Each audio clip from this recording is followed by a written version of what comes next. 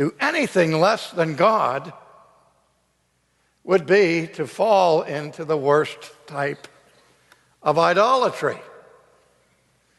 Now remember that the Christian faith grew out of Judaism. And with the embracing of Jesus, there was not at the same time a repudiation of classic biblical monotheism.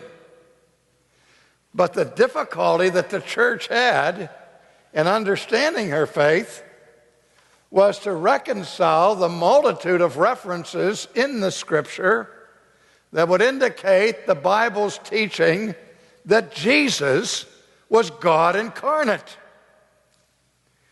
He shares titles that belong only to God, ego eimi, the I am formulas of John.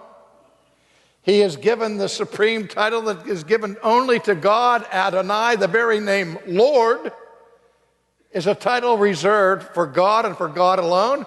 He got himself in all kinds of trouble with the Pharisees when he claimed for himself prerogatives that every Jew said belong only to God. Jesus healed people on the Sabbath, and when that created such an outroar by his contemporaries, he said, I did this so that you may know the Son of Man is Lord of the Sabbath.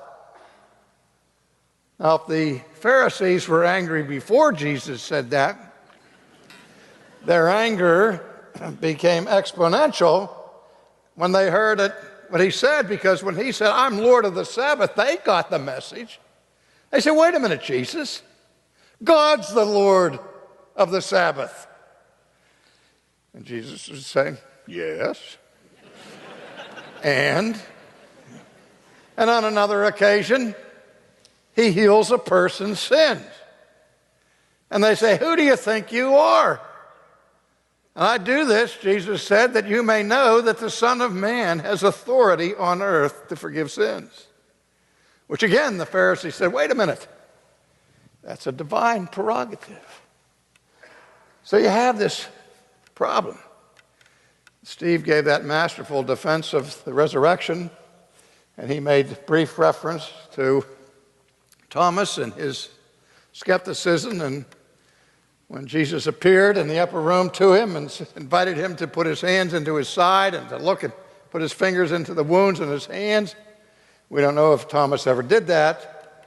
We know that what he did do was fall on his